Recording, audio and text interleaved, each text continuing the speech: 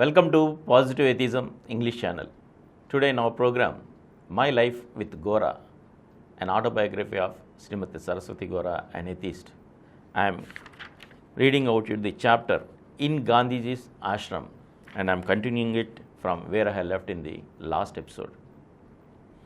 After he invited and examined our family members and workers intimately, Gandhiji said to Gora, I can't say that my theism is right and your atheism is wrong. We are both seekers of truth. Time will decide who is right and who is wrong. If you are right, I may go to your side, and if I am right, you may go to my side, or we both might formulate a different way. The seeker of truth, Gandhiji seems to have thought that truth is not the sole property of anyone. His aim of life was always to seek truth, to practice truth always, and to gain experience from it, and in the light of those experiences, to find truth afresh. At first, Gandhiji, like all others, held a negative opinion about atheism.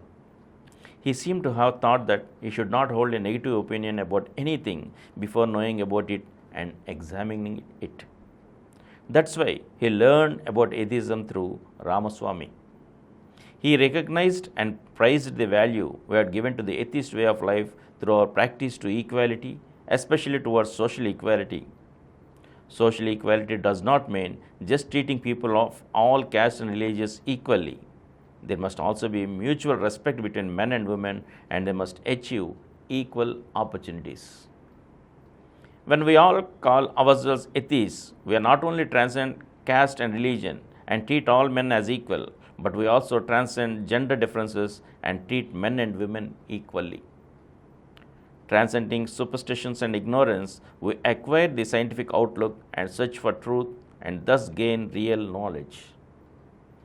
As soon as we think that an individual is not a slave to tradition, social institutions, to fate or divine said, there is scope for freedom and the development of individuality coupled with responsibility. When he invited us to the ashram in Sevagram, Gandhiji seemed to have observed all these in the conduct of our daily lives. I was immensely pleased that we could pass such a test. Thus, our mission to Sevagram produced great self-confidence and self-respect, and induced in us the belief that the path we have chosen was indeed the right one. We must be grateful to Gandhiji for that and congratulate Ramaswamy. When we went to Sevagram, neither Gora nor our children nor I knew Hindi. Lavanam and Maitri developed a strong interest in learning Hindi.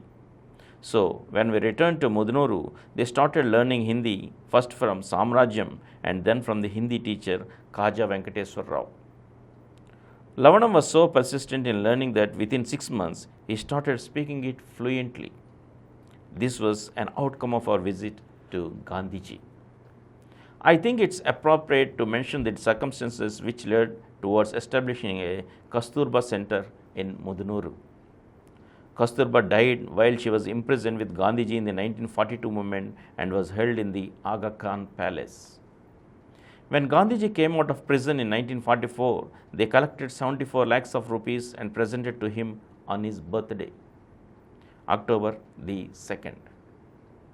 Gandhiji decided to utilize this money in the name of Kasturba for the development of Indian women, especially village women.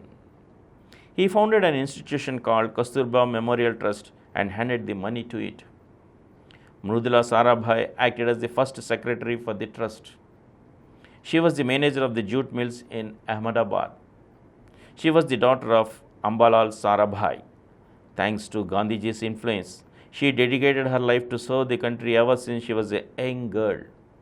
She was a lady with secular socialist ideas and a scientific outlook. She strongly believed that if women did not relinquish the age-old conservative ideas and foolishness, they would never grow. She gathered about 40 women from all over the country to train workers. She set up a training camp for them in Bombay. Already influenced by Gora's revolutionary ideas, Mrudula Sarabhai invited Gora to give some lectures in the camp as a teacher. She persuaded Gora, you are doing many things for women anyway. Why don't you start a Kasturba center in your village, Mudunuru, and shape it as a model center? With her encouragement, Gora made an application requesting that a Kasturba Center be granted to Mudunuru. After the Bombay camp was finished and the provincial committees were formed, Gora's application was transmitted to the Andhra Committee. The members of the Andhra Committee felt that since Gora was an atheist, there was a risk that women in the center would be influenced in favor of atheism. That, however, since he had been doing praiseworthy work with regard to women, they couldn't as well as disregard his application, and that since Mahatma Gandhi was the president of the Kasturba Memorial Trust, they would have no objection if he consented to it. So they sent back the Gora's application to the Central Committee. It finally reached Gandhiji. Gandhiji was in Sevagram at that time. He called in Gora, informed him of the opinion of the Andhra Committee, and wanted his response to it. Gandhi said in reply, "Since the Andhra Committee wanted you to decide, you make the decision that you feel is appropriate."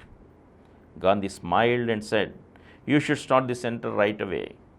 Thus, the Mudunuru Center started its work well before the provincial Kasturba Memorial Trust committees in India and took shape. And from here, I shall continue it in the next episode again. Thank you. For more videos, please subscribe to our Positive Atheism English channel presented by Samaram channel, which has 21 crore views. Please like, subscribe and share our videos, and for notification of our new videos, please click the bell icon.